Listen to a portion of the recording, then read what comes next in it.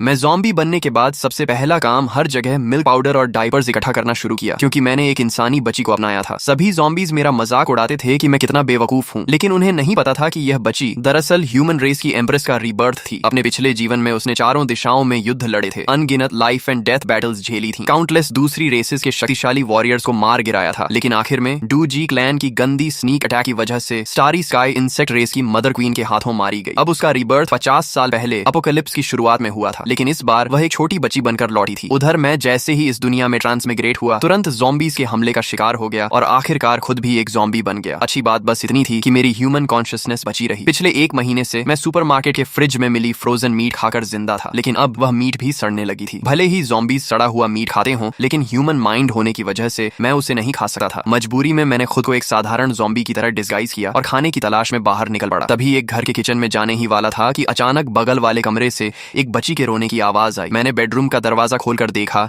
तो अंदर का कमरा बेहद आरामदायक और साफ सुथरा था, जो बाहर हॉल में फैले खून के धब्बों से बिल्कुल उल्टा था। बिस्तर पर करीब 6-7 महीने की एक बच्ची जोर जोर से रो रही थी। लगता था उसके माता पिता ने अपनी आखिरी सांसों में बेडरूम का दरवाजा बंद करके उसे बचाने की कोशिश की थी। उसी समय यून रुओक्शुए पूरी तरह निराश हो चुकी थी। बड़ी मुश्किल से उसे रीबर्थ मिला था, लेकिन सबसे पहले अपने माता पिता की जगह उसने एक ज़ॉम्बी को देखा। वह पहले से ही काफी देर से भूखी थी, ऊपर से इस वक्त का भयानक डर, हंगर और फियर दोनों के असर से वह बेहोश हो गई। उस छोटी बच्ची को देखकर मैं हैरान रह गया। वह सिर्फ 5-6 महीने की थी, लेकिन उसकी आंखों में उदासी और बेबसी साफ दिखाई दे रही थी। किसी वजह से मुझे उससे अपनापन महसूस हुआ। हम दोनों ही बिना वजह इस दुनिया में आ गए थे और बदकिस्मती से अपोकलिप्स का शिकार बने थे। मेरी आंखों के सामने अचानक आई यह नई जिंदगी अंधेरे में चमकती एक उम्मीद जैसी लगी, जिसने मुझे जीने का नया मकसद दे दिया। इसलिए मैंने तय किया कि मैं इस छोटी बच्ची को पालूंगा। लेकिन तभी मुझे एहसास हुआ कि वह भूख की वजह से बेहोश हो चुकी है और कमरे में रखा मिल्क पाउडर का डिब्बा भी पूरी तरह खाली था। मैंने फैसला किया कि बाहर जाकर मिल्क पाउडर ढूंढ कर लाऊंगा। मैंने बेडरूम का दरवाजा अच्छी तरह बंद किया, बच्ची को अंदर सुरक्षित रखा और दरवाजे के सामने सोफा लगाकर ज़ॉम्बीज के अंदर आने का रास्ता रोक दिया। किचन में काफी तलाश करने के बाद भी कुछ काम का नहीं मिला, इसलिए मुझे ऊपर की मंजिलों पर जाना पड़ा। तीसरी मंजिल के कॉरिडोर में सूखे हुए काले भूरे खून के निशान फैले हुए थे। जमीन पर पहचान में न आने वाले बॉडी पार्ट्स बिखरे पड़े थे। बिल्डिंग का मेन डोर खुला होने के बावजूद वहां इतनी बदबू थी कि सांस लेना मुश्किल था। कॉरिडोर में कई अधूरे शरीर वाले ज़ॉम्बीज भी घूम रहे थे, लेकिन अब मैं इन सब का आदी हो चुका था और चुपचाप घरों की सर्च करता रहा। लगातार कई किचन खंगालने के बाद भी मुझे मिल्क पाउडर नहीं मिला, सिर्फ थोड़ा सा पूरी तरह न सड़ा हुआ रॉ मीट मिला। आखिर जब मैं 5वीं मंजिल के एक घर में पहुंचा तो वहां की महिला ज़ॉम्बी बन चुकी थी और उसने अपने ही बच्चे को खा लिया था। मैं कुछ पल के लिए खामोश हो गया। अगर वह छोटी बच्ची भी बेडरूम में बंद न होती तो शायद उसका अंजाम भी यही होता। आखिरकार खुले हुए मिल्क पाउडर के 2 डिब्बे और करीब 2 किलो ऐसा रॉ मीट ढूंढ लिया जो अभी तक पूरी तरह सड़ा नहीं था। यून रुओक्शुए बेहोशी में ही महसूस कर रही थी कि उसके मुंह में दूध डाला जा रहा है। उसने इंस्टिंक्ट से दूध पीना शुरू किया। एनर्जी मिलने के बाद उसने बड़ी मुश्किल से आंखें खोली, लेकिन उसने देखा कि वह मरी नहीं थी, बल्कि एक ज़ॉम्बी बिल्कुल नैनी की तरह चम्मच से उसे दूध पिला रहा था। अपने पिछले जीवन की यादों में उसने हमेशा ज़ॉम्बीज को सिर्फ खून के प्यासे मॉन्स्टर्स के रूप में देखा था। उसने तो खुद भी अपने ज़ॉम्बी बन चुके साथियों को खत्म किया था। उसके मन में ख्याल आया, क्या यह ज़ॉम्बी मुझे बड़ा करके बाद में खा जाएगा? मुझे नहीं पता वह छोटी बच्ची क्या सोच रही थी, लेकिन उसे दोबारा आंखें खोलते देखकर मैंने राहत की सांस ली। हालांकि वह काफी समय से भूखी थी, इसलिए एक कटोरी मिल्क पाउडर पिलाने के बाद भी उसका पेट नहीं भरा। मैं आदत से उसे कुछ कहने ही वाला था, लेकिन तभी याद आया कि मैं ज़ॉम्बी हूँ। जैसे ही बोलने की कोशिश की, मेरे मुंह से सिर्फ एक धीमी गुर्राहट निकली। मैं चुप हो गया और बिना कुछ बोले लगातार 3 कटोरी मिल्क पाउडर बनाकर उसे पिलाया, तब जाकर उसका पेट भरा। मैंने मन ही मन सोचा कि बच्चे को पालना सच में आसान नहीं है। अब से मुझे ज्यादा मिल्क पाउडर जमा करना होगा। अच्छी बात यह थी कि मिल्क पाउडर लंबे समय तक खराब नहीं होता। पेट भरने के बाद यून रुओक्शुए आराम से बेबी क्रिब में लेट गई। उसे यह सब बेहद अजीब लग रहा था। मेरे शरीर से निकलने वाली ऑरा साफ बता रही थी कि मैं अभी अभी ज़ॉम्बी बना था और सिर्फ एक बेहद कमजोर फर्स्ट स्टेज ज़ॉम्बी था। इतने लो लेवल का ज़ॉम्बी किसी भी हालत में इंटेलिजेंस नहीं रख सकता था, इसलिए वह समझ ही नहीं पा रही थी कि आखिर यह सब कैसे हो रहा है। लेकिन पिछले जीवन में अनगिनत लाइफ एंड डेथ बैटल्स लड़ चुकी एम्प्रेस होने के कारण वह धीरे धीरे शांत हो गई। उसके मन में डर अभी भी था, लेकिन उसने सोचा कि अगर यह ज़ॉम्बी सच में उसे खाना चाहता भी है तो कम से कम वह भूखी नहीं मरेगी। कई दिनों की भूख और डर से उसके नर्व्स पूरी तरह तनाव में थे, लेकिन अब राहत मिलने पर वह गहरी नींद में सो गई। मैं उस छोटी बच्ची का सोता हुआ चेहरा देकर मुस्कुरा दिया। इस दुनिया में आने के बाद पहली बार मुझे शांति और सुकून महसूस हुआ, लेकिन कुछ महीनों की बच्ची को यहाँ अकेला छोड़ देना मतलब उसकी मौत तय थी, इसलिए मैंने उसे अपने साथ ले जाने का फैसला किया। ये 7 मंजिला पुरानी रेजिडेंशियल बिल्डिंग थी। दूसरी मंजिल बिल्कुल सुरक्षित नहीं थी, जबकि 7वीं मंजिल सबसे ऊपर होने की वजह से काफी सुरक्षित थी। शायद बिल्डिंग पुरानी होने के कारण यहाँ ज़ॉम्बीज ज्यादा नहीं थे, लेकिन जो थे वे बेहद भूखे थे। मैं उस छोटी बच्ची को लेकर खुलेआम घूमने की हिम्मत नहीं कर सकता था, इसलिए मैंने क्रोबार उठाया और रास्ते में मिलने वाले ज़ॉम्बीज को पीछे से चुपचाप खत्म करता गया। 7वीं मंजिल पर पहुंचकर मैंने उसे सुरक्षित रखा, फिर खुद नहाया और साफ कपड़े पहन ली। अब शरीर पर मौजूद घावों के निशान छोड़ दें तो मैं लगभग एक सामान्य इंसान जैसा ही दिखता था। सबसे बड़ी खुशी यह थी कि इस घर में मुझे बेबी प्रोडक्ट्स भी काफी मात्रा में मिल गए। शायद एपोकलिप्स शुरू होने पर यहाँ रहने वाला परिवार जल्दबाजी में सब छोड़कर भाग गया था। मैंने यह भी महसूस किया कि पिछले कुछ दिनों से लगातार घूमने फिरने की वजह से ज़ॉम्बी बनने के बाद जो मेरा शरीर बेहद अकड़ा हुआ था, अब वह काफी फ्लेक्सिबल हो गया था। मैं कुछ आसान ह्यूमन मूवमेंट्स भी करने लगा था। हालांकि मुझे इस बात पर हैरानी हुई, लेकिन मैंने ज्यादा ध्यान नहीं दिया क्योंकि मेरा पूरा ध्यान यून रुओक्सुए पर था। जब मैं डायपर लेकर उसे बदलने जा रहा था, तभी यून रुओक्सुए के दिमाग में एक चौंकाने वाला ख्याल आया। पहले उसे सिर्फ इस बात पर हैरानी थी कि मैं उसे खाना खिला रहा हूँ, लेकिन अब जब उसने मुझे डायपर बदलने की तैयारी करते देखा तो उसे पूरा यकीन हो गया कि मैंने अपनी ह्यूमन कॉन्शियसनेस संभाल कर रखी है। उसने हमारी पहली मुलाकात को याद किया। उसे याद आया कि मैंने डोर हैंडल घुमाया था, क्रोबार से दरवाजा खोला था, मिल्क पाउडर बनाकर उसे पिलाया था। यह सब किसी सामान्य फर्स्ट स्टेज ज़ॉम्बी के इंस्टिंक्ट नहीं हो सकते थे। अब उसे पूरा भरोसा हो गया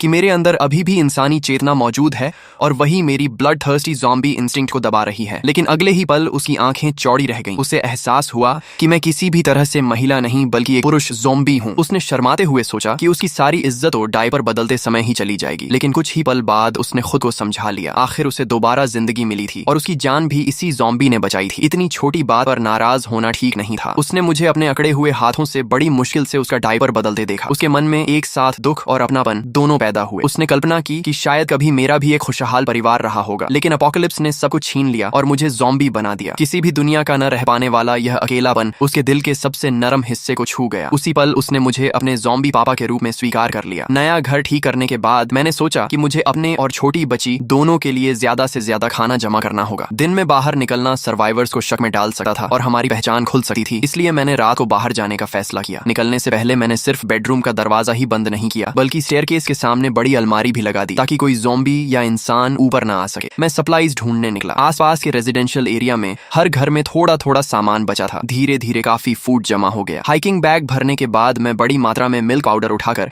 अंधेरे में आगे बढ़ा। तभी अचानक मुझे कुछ अजीब महसूस हुआ। मैंने ऊपर देखा तो आसमान में चमकता चांद पूरी तरह ब्लड रेड हो चुका था। उसी समय यून रुओक्सुए की नींद खुली। उसने देखा कि घर में कोई नहीं है। वह आराम से डायपर गीला करने ही वाली थी कि खिड़की से बाहर ब्लड मून दिखाई दिया। उसने तुरंत समझ लिया कि अब पूरी दुनिया के एवोल्यूशन का दौर शुरू होने वाला है। मुझे भी ब्लड मून देखकर हैरानी हुई, लेकिन यह ज़ॉम्बी एपोकलिप्स की दुनिया थी और मैंने साइंस फिक्शन मूवीज में ऐसा सीन पहले देखा था, इसलिए मैंने जल्दी ही इसे स्वीकार कर लिया और सोचा कि एपोकलिप्स में ऐसा होना स्वाभाविक है। मैं लगातार सप्लाईज उठाकर घर पहुंचाता रहा। मैंने सिर्फ फूड ही नहीं बल्कि बुक्स तक उठानी शुरू कर दी। लेकिन चौथी बार सामान उठाते समय अचानक मेरे शरीर में अजीब बदलाव होने लगे। मेरे बर्फ जैसे ठंडे शरीर के अंदर अचानक जलती हुई गर्मी फैलने लगी। यह एहसास मेरे लिए अजनबी भी था और परिचित भी, जैसे मैं दोबारा इंसान बन रहा हूँ। लेकिन अगले ही पल मेरे दिमाग में असहनीय खुजली और दर्द शुरू हो गया। ऐसा लगा जैसे मेरा ब्रेन फट जाएगा। मुझे लगा कि शायद मेरी ह्यूमन कॉन्शियसनेस खत्म होने वाली है और मैं हमेशा के लिए सिर्फ ब्लड थर्स्टी ज़ॉम्बी बन जाऊंगा। मैं बुरी तरह घबरा गया। सिर्फ मैं ही नहीं बल्कि ब्लड मून की रोशनी में बाकी ज़ॉम्बीज भी उसी बदलाव से गुजर रहे थे। दूसरी तरफ मूनलाइट में नहाए सर्वाइवर्स के शरीर भी गर्म होने लगे। उनके शरीर में ब्लड फ्लो तेज हो गया, बोन्स मजबूत होने लगी और बेडरूम में मौजूद यून रुओक्सुए भी ब्लड मून की लाल रोशनी से घिर गई। उसका छोटा सा शरीर कांपने लगा और पूरे शरीर में तेज गर्मी फैल गई। पता नहीं कितना समय बीत गया, लेकिन आखिरकार मुझे होश आया। आसपास सब कुछ पहले जैसा ही था, लेकिन जैसे ही मैं चला मुझे महसूस हुआ कि मेरा शरीर पहले से कहीं ज्यादा एजाइल हो चुका है। अब मैं पहले जैसा अकड़ा हुआ ज़ॉम्बी नहीं रहा। मैंने देखा कि मेरे शरीर पर फैली काली नसें हल्की पड़ चुकी थीं, सिर पर दोबारा बाल उग आए थे और सड़क पर घूमने वाले बाकी ज़ॉम्बीज भी पहले जितने डरावने नहीं दिख रहे थे। उनमें अब थोड़ी बहुत इंसानों जैसी शक्ल दिखाई देने लगी थी। मेरे मन में उम्मीद जगी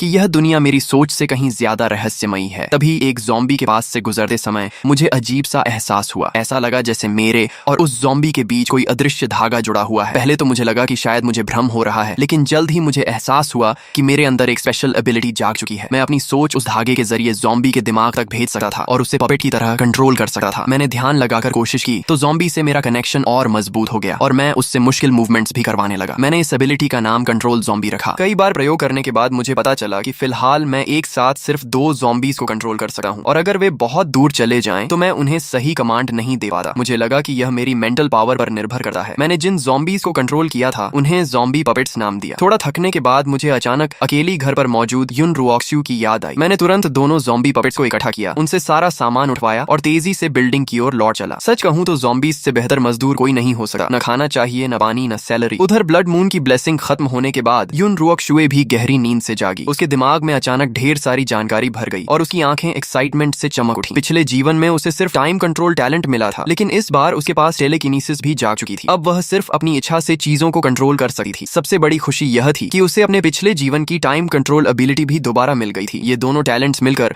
उसे भविष्य का सबसे शक्तिशाली वॉरियर बना सकते थे। पिछले जीवन में सिर्फ टाइम कंट्रोल के दम पर वह ह्यूमन एम्प्रेस बनी थी, लेकिन इस जन्म में डबल टैलेंट मिलने का मतलब था कि अटैक और डिफेंस दोनों में वह अजेय बन सकती थी। उसने अपनी नई एबिलिटीज इस्तेमाल करने की कोशिश की, लेकिन उसका बेबी बॉडी अभी बहुत कमजोर था। कुछ ही देर में उसके सिर में तेज दर्द और कमजोरी शुरू हो गई। फिर भी उसकी कमजोर मेंटल पावर उसके आत्मविश्वास को नहीं तोड़ सकी। उसे पूरा यकीन था कि बड़े होने पर उसकी ताकत पिछले जीवन से भी कई गुना ज्यादा होगी और वह उस इंसेक्ट क्वीन को भी हरा देगी जिसने पिछले जन्म में उसे मार डाला था। तभी बाहर से आवाज आई। यून रुओक्शुए मुस्कुराई और समझ गई कि उसका ज़ॉम्बी पापा वापस आ गया है। अब उसके मन में यह जानने की उत्सुकता थी कि ह्यूमन कॉन्शियसनेस वाला ज़ॉम्बी ब्लड मून के बाद क्या इंसानों की तरह कोई स्पेशल एबिलिटी भी जागा होगा। उधर मैंने देखा कि स्टेयरकेस के सामने रखी अलमारी अपनी जगह से नहीं हिली थी, तो मैंने राहत की सांस ली। इस दुनिया में आने के बाद पहली बार मुझे किसी की चिंता हुई थी। मैंने जल्दी से अलमारी हटाई, बेडरूम का दरवाजा खोला और अंदर दौड़ गया। वहाँ यून रुओक्शुए जाग रही थी और चुपचाप मेरी तरफ देख रही थी, जबकि मैंने आज तक कभी लव भी नहीं किया था, लेकिन इस वक्त पहली बार मुझे सच में पापा बनने का एहसास हो रहा था। इसके बाद मैं किचन में गया, लेकिन पानी और बिजली दोनों बंद थे, इसलिए मैंने मिनरल वाटर से ही छोटी बच्ची के लिए मिल्क पाउडर तैयार किया। जब मैं दूध घोल रहा था तब यून रुओक्शुए भी अपने ज़ॉम्बी पापा को ध्यान से देख रही थी। उसने महसूस किया कि ब्लड मून के बाद मेरे अंदर कुछ बदलाव जरूर आए हैं, हालांकि वे ज्यादा बड़े नहीं थे। अब मैं पहले से थोड़ा ज्यादा इंसानों जैसा दिखने लगा था, लेकिन यह बदलाव उसके पिछले जीवन में देखी गई ज़ॉम्बी एवोल्यूशन से बिल्कुल अलग था। पिछले जन्म में ज़ॉम्बीज कई अलग अलग टाइप्स में एवोल्यूशन करते थे, जैसे टैंक टाइप ज़ॉम्बी जिनका शरीर बेहद विशाल और ताकतवर हो जाता था, उनकी डिफेंस असाधारण होती थी और वे बैटलफील्ड में मेन बैटल टैंक की तरह सर्वाइवर्स के लिए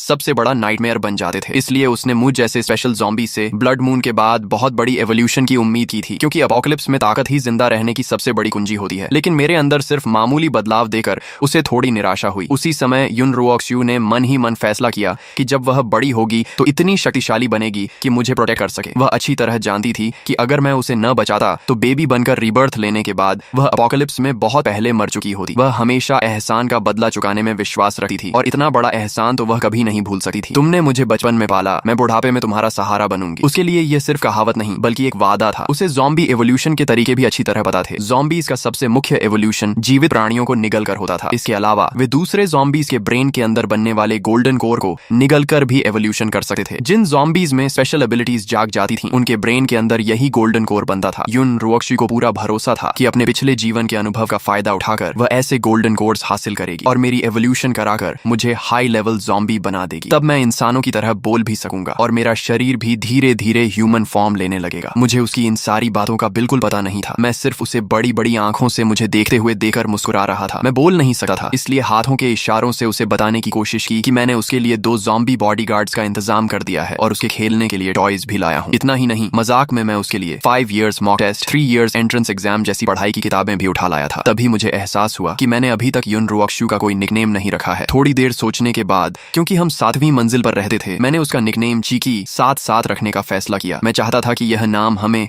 हमेशा 7वीं मंजिल पर बने हमारे छोटे से घर की खूबसूरत याद दिलाता रहे। रात भर इकट्ठा किए गए सप्लाईज को देखकर मैं काफी संतुष्ट था। मुझे लगा कि यह सामान मेरे और चीकी दोनों के लिए काफी लंबे समय तक चलेगा। लेकिन अपोकलिप्स की अनिश्चितता को देखते हुए मैंने तय किया कि कुछ दिन घर के अंदर ही रहकर हालात का ऑब्जर्वेशन करूंगा और पूरी तरह सुरक्षित होने के बाद ही दोबारा बाहर निकलूंगा। मैं लिविंग रूम में गया और वहां से लगभग आधा मीटर लंबी स्टील मचेटी उठा ली। मुझे नहीं पता इस घर का मालिक पहले क्या काम करता था, लेकिन उसके पास इतनी लंबी और बेहद तेज मचेटे होना वाकई हैरान करने वाला था। मैंने कभी स्वॉर्ड्समैनशिप नहीं सीखी थी, लेकिन ज़ॉम्बी बनने के बाद मिली असाधारण फिजिकल स्ट्रेंथ की वजह से मैं आसानी से मचेटी घुमा सकता था। मार्शल आर्ट्स नॉवेल्स और मूवीज में देखे हुए मूव्स को याद करके मैं लिविंग रूम में प्रैक्टिस करने लगा। मुझे पूरा यकीन था कि अब मचेटे हाथ में होने पर मैं अकेले कई दुश्मनों का सामना आसानी से कर सकता हूँ। उधर जब मैं ब्लेड प्रैक्टिस कर रहा था, उसी समय यून रुओक्शुए थोड़ी देर आराम करने के बाद अपनी एबिलिटी की प्रैक्टिस कर रही थी। उसकी टेलीकिनेसिस से एक सिल्वर नीडल हवा में लगातार इधर उधर उड़ रही थी। इसी तरह देखते देखते 2 दिन बीत गए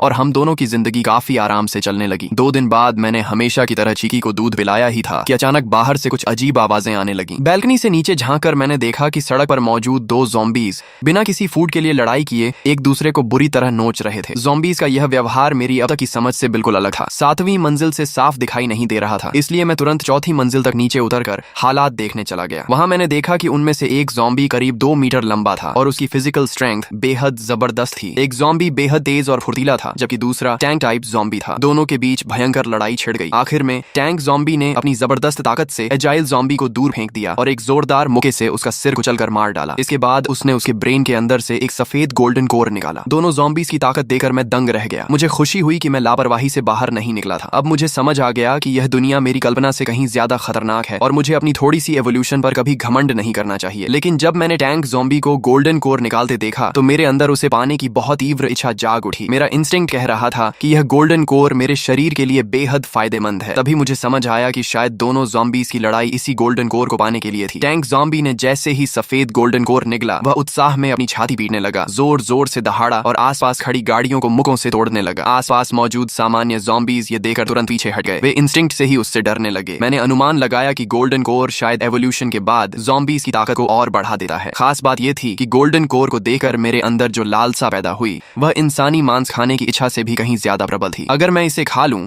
तो मेरी ज़ॉम्बी कंट्रोल एबिलिटी जरूर और मजबूत हो जाएगी। लेकिन फिलहाल मैं उस टैंक ज़ॉम्बी का मुकाबला नहीं कर सकता था। तभी मेरी नजर किचन में रखे गैस सिलेंडर पर पड़ी और मेरे दिमाग में उसे चालाकी से हराने का प्लान आ गया। उधर यून रुओक्शु ने भी बाहर का शोर सुन लिया। वह नीचे का दृश्य नहीं देख सकती थी, लेकिन अपने पिछले जीवन के अनुभव से उसने समझ लिया कि ब्लड मून के बाद पूरी दुनिया एवोल्यूशन के सबसे तेज दौर में प्रवेश कर चुकी है। ज़ॉम्बीज़ और म्यूटेंट बीस्ट ताकत हासिल करने के लिए एक दूसरे को मार रहे होंगे, जबकि ह्यूमन सर्वाइवर्स गोल्डन कोर्स की तलाश में होंगे। बाद के समय में इंसानों ने कल्टीवेशन मेथड्स भी विकसित कर लिए थे। अपने पिछले जीवन में ह्यूमन एम्प्रेस रही यून रुओक्शु ने सबसे शक्तिशाली ग्लेज्ड ब्रीदिंग टेक्निक की साधना की थी। वह जानती थी कि उसका ज़ॉम्बी पापा एक लो लेवल ज़ॉम्बी होने के कारण अपोकलिप्स में ज्यादा समय तक जीवित नहीं रह पाएगा, इसलिए उसे जल्द से जल्द खुद मजबूत बनकर हम दोनों की रक्षा करनी होगी। भले ही उसका शरीर अभी बेबी का था, लेकिन वह फिर भी ग्लेज्ड ब्रीदिंग टेक्निक की प्रैक्टिस कर सकती थी। ब्लड मून के बाद हवा में फैले एनर्जी पार्टिकल्स को उसने अपने शरीर में खींचना शुरू किया। टेक्निक चलाते ही उसका छोटा सा शरीर कांपने लगा और एनर्जी धीरे धीरे उसके अंदर समाने लगी। यून रुओक्शु खुश थी कि उसे एपोकलिप्स के शुरुआती दौर में ही इस टेक्निक से कल्टीवेशन करने का मौका मिल गया। बड़ी मात्रा में एनर्जी पार्टिकल्स उसके शरीर में समा गए, जिससे उसकी बोन्स और मजबूत हो गई और उसकी कमजोर टेलीकिनेसिस भी पहले से काफी ताकतवर हो गई। जब मैं नीचे से वापस बेडरूम में आया तो मैंने उसे कांपते हुए देखा। मुझे लगा कि शायद उसे ठंड लग गई है या बुखार आ गया है, इसलिए मैंने जल्दी से उसके ऊपर ब्लैंकेट डाल दिया। यून रुओक्शु की साधना टूट गई। उसने मेरी चिंतित शक्ल देखी तो मुस्कुरा दी और पहली बार उसे अपने ज़ॉम्बी पापा का सच्चा फादरली लव महसूस हुआ। पिछले जीवन में वह ऑर्फनेज में बड़ी हुई थी और उसने कभी माता पिता का प्यार नहीं पाया था। यह उसकी जिंदगी का पहला मौका था जब उसे पिता का स्नेह मिला। उसे सुरक्षित देखकर मैंने राहत की सांस ली और फिर बाहर मौजूद टैंक ज़ॉम्बी को खत्म करने की स्ट्रेटजी बनाने लगा। इतना खतरनाक खतरा ज्यादा दिन जिंदा नहीं छोड़ा जा सकता था। शाम होते ही मैंने अपने पहले ज़ॉम्बी पपेट को भेजा ताकि वह शॉप के अंदर गोल्डन कोर की ताकत बचा रहे टैंक ज़ॉम्बी को उकसा सके। ज़ॉम्बी पपेट ने फ्लावर पॉट उठाकर टैंक ज़ॉम्बी पर फेंका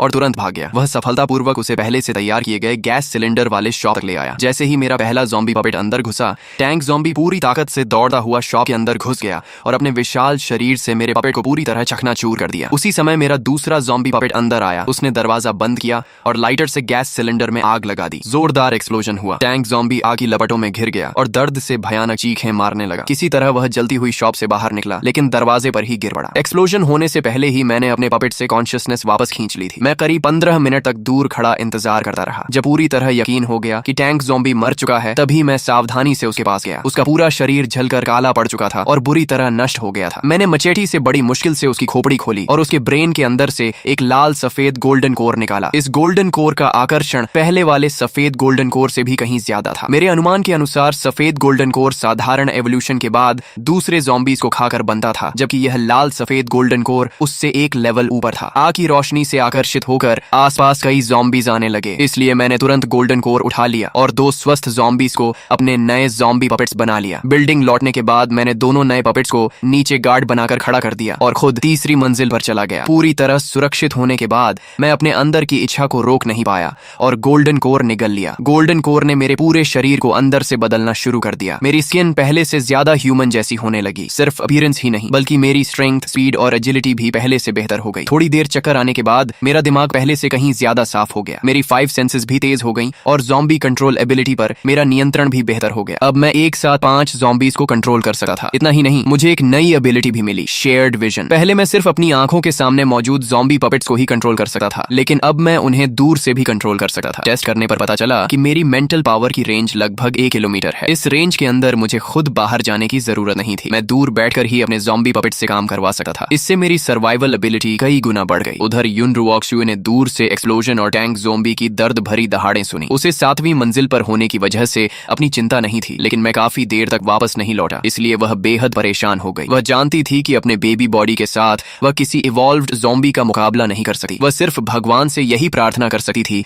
कि उसका ज़ॉम्बी पापा सुरक्षित लौट आए। चिंता की वजह से वह ग्लेज्ड ब्रीदिंग टेक्निक पर भी ध्यान नहीं लगा पा रही थी। तभी बाहर दरवाजा खुलने की आवाज आई। युन रुओक्शुए ने राहत की सांस ली और उसके चेहरे पर मुस्कान आ गई। आखिर ताला खोलकर अंदर आने वाला उसका ज़ॉम्बी पापा ही हो सकता था। जब मैं वापस आया और उसे मुस्कुराते देखा तो मेरा दिल भी खुश हो गया। अब मेरी ताकत पहले से बढ़ चुकी थी और मैं उसे बेहतर तरीके से प्रोटेक्ट कर सकता था। मैं खुशी खुशी किचन में गया और उसके लिए मिल्क पाउडर बनाया। उसे मीठे स्वाद से दूध पीते देखकर मुझे लगा जैसे मेरे इस सड़े हुए ज़ॉम्बी शरीर में फिर से जिंदगी लौट आई हो। अगले 2 दिनों तक मैं अपनी टेलीकिनेसिस से ज़ॉम्बी पपेट्स को आसपास सप्लाईज इकट्ठा करने भेजता रहा। मैंने नीचे की कई मंजिलों को वेयर हाउस बना दिया। बेबी प्रोडक्ट्स, फूड और ज़ॉम्बीज से लड़ने वाले कई टूल्स भी जमा हो गए। हमारी जिंदगी हर दिन लगभग एक जैसी थी, लेकिन फिर भी मुझे बेहद संतोष मिलता था क्योंकि मैं महसूस कर सकता था कि मेरी ताकत लगातार बढ़ रही है। दूसरी तरफ युन रुओक्शुए रोज मिल्क पीने के बाद ग्लेज्ड ब्रीदिंग टेक्निक की प्रैक्टिस करती रहती। कभी कभी उसे लिविंग रूम से हल्की हल्की आवाजें सुनाई देती। पिछले कुछ दिनों की घटनाओं को जोड़कर उसने अंदाजा लगाया कि मैं शायद किसी सुपर ज़ॉम्बी से मिल चुका हूं। वह अच्छी तरह जानती थी कि इवॉल्व्ड ज़ॉम्बीज की ताकत सामान्य ज़ॉम्बीज से कई गुना ज्यादा होती है। इस नई दुनिया में साधारण ज़ॉम्बीज सबसे नीचे थे। उन्हें ह्यूमन सर्वाइवर्स, दूसरे ज़ॉम्बीज और म्यूटेंट बीस्ट्स तीनों से खतरा था। उसे इस बात ने बहुत भावुक कर दिया कि इतनी मुश्किल परिस्थितियों में भी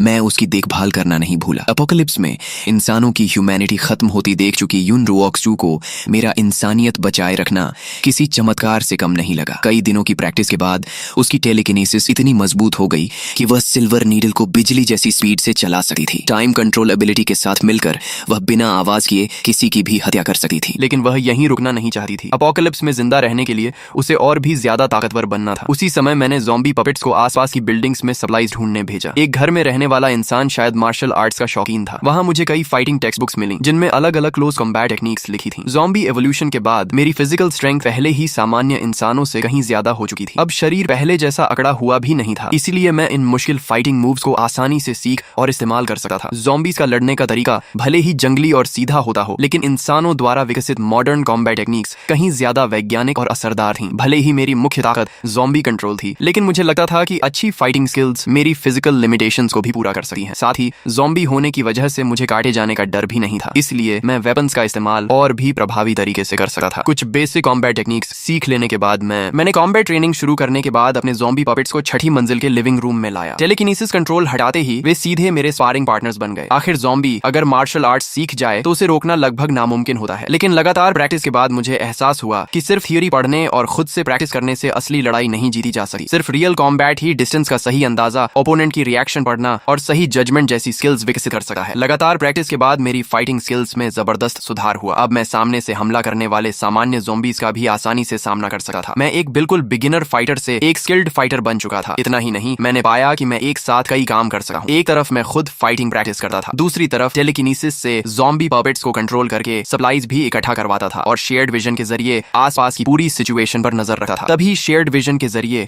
मैंने सनशाइन कम्युनिटी की पहली बिल्डिंग की 3री मंजिल पर 2 ज़ॉम्बीज को इधर उधर घूमते देखा। अचानक उनके सामने एक ब्लड रेड शैडो बिजली जैसी स्पीड से गुजरी। उसकी स्पीड इतनी डरावनी थी कि अगर जमीन पर उसके निशान न दिखे तो मुझे लगा कि मेरी आंखों ने धोखा खाया है। मैंने तुरंत ज़ॉम्बी पपेट से उस ब्लड शैडो का पीछा करवाया। कुछ मिनट बाद आखिरकार वह क्रीचर साफ दिखाई दिया। उसका रूप बेहद भयानक था। उसके शरीर की स्किन लगभग पूरी उतर चुकी थी। उसके टीथ और टंग भी डरावने तरीके से बदल चुके थे। उसके दोनों हाथ और पैर म्यूटेंट बीस्ट के क्लॉज बन चुके थे। वह अब 2 पैरों पर खड़ा भी नहीं हो सकता था और सिर्फ 4 पैरों पर दौड़ता था, लेकिन उसकी स्पीड और एक्सप्लोसिव पावर अविश्वसनीय थी। वह दीवारों और सीलिंग पर भी आसानी से दौड़ सकता था। उस ब्लड ज़ॉम्बी को देखते ही मेरे ज़ॉम्बी पपेट्स भी इंस्टिंक्ट से डर गए। अगले ही पल उसने बिजली जैसी स्पीड से मेरे दोनों पपेट्स को सेकंडों में मार डाला। यह आखिर कैसा मॉन्स्टर था। कॉन्शियसनेस वापस अपने शरीर में लौटने के बाद भी मेरे मन में डर बना रहा। ब्लड मून के बाद कुछ ज़ॉम्बीज ने ऐसी एबिलिटीज हासिल कर ली थीं जो मेरी कल्पना से भी बाहर थीं। मेरी मौजूदा ताकत उनके सामने कुछ भी नहीं थी। अगर मैं अपने 5 ज़ॉम्बी पपेट्स को भी एक साथ भेज देता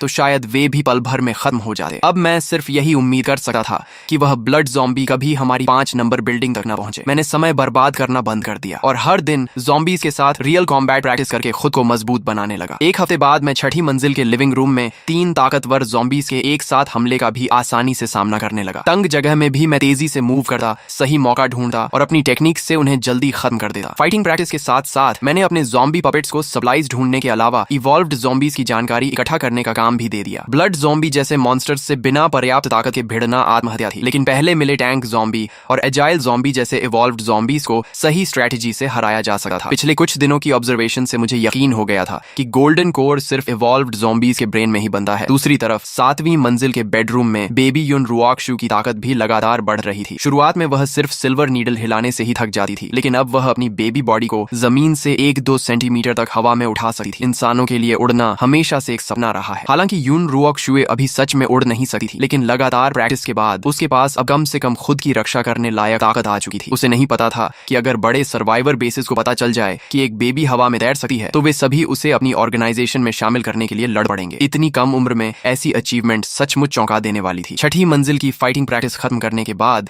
मैंने ज़ॉम्बी पपेट्स से मरे हुए ज़ॉम्बीज की सफाई करवाई। मैं ऊपर जाकर चीकी को मिल्क पाउडर पिलाने ही वाला था कि सप्लाईज इकट्ठा कर रहे एक ज़ॉम्बी पपेट ने अचानक नई जानकारी भेजी। ज्यादा दूर नहीं, एक दुबला लेकिन बेहद तेज एजाइल ज़ॉम्बी एक बेहद कमजोर ह्यूमन सर्वाइवर का पीछा कर रहा था। मैंने अपने ज़ॉम्बी पपेट्स को सामान्य ज़ॉम्बीज की तरह डिस्गाइज करके उचित दूरी पर आधे घेराव की फॉर्मेशन में धीरे धीरे उस एजाइल ज़ॉम्बी की तरफ बढ़ाया जो आराम से इंसानी मांस खा रहा था। मैंने यह स्ट्रेटेजी इसलिए चुनी क्योंकि एजाइल ज़ॉम्बी की स्पीड बहुत ज्यादा थी। अगर मैं बिना सोचे समझे हमला करता तो मेरे सारे ज़ॉम्बी पपेट्स खत्म हो सकते थे। जैसे ही हमारे बीच की दूरी लगभग 10 मीटर रह गई, मैंने अचानक 5 ज़ॉम्बी पपेट्स को चार्ज करने का आदेश दिया। एजाइल ज़ॉम्बी ने अपनी स्पीड के दम पर ज्यादातर हमलों से बच लिया, लेकिन मेरी हाफ एनसर्कलमेंट स्ट्रेटेजी की वजह से उसकी दाहिनी बांह और पीठ पर गहरे घाव लग गए। हालांकि मेरे एक ज़ॉम्बी पपेट की फायर एक्स उसकी पसलियों में फंस गई और गुस्से में एजाइल ज़ॉम्बी ने उसका सिर चीरकर उसे तुरंत मार डाला। मैंने तुरंत 2 ज़ॉम्बी पपेट्स को सामने से हमला करने भेजा ताकि उसका ध्यान भटक जाए, जबकि बाकी 2 पपेट्स ने पीछे से दोबारा हमला किया। एजाइल ज़ॉम्बी ने सामने वाले पपेट्स को पीछे धकेल दिया, लेकिन वह कमर पर हुए जोरदार हॉरिजॉन्टल स्लैश से नहीं बच सका और उसके शरीर का बड़ा हिस्सा कट गया। घायल होने के बाद उसने और भी तेज स्पीड से हमला किया और एक और ज़ॉम्बी पपेट का सिर तोड़ दिया, लेकिन बाकी तीनों ज़ॉम्बी पपेट्स बिना रुके उस पर टूट पड़े। आखिरकार एजाइल ज़ॉम्बी लगातार होती फायर एक्स की बारिश से नहीं बच पाया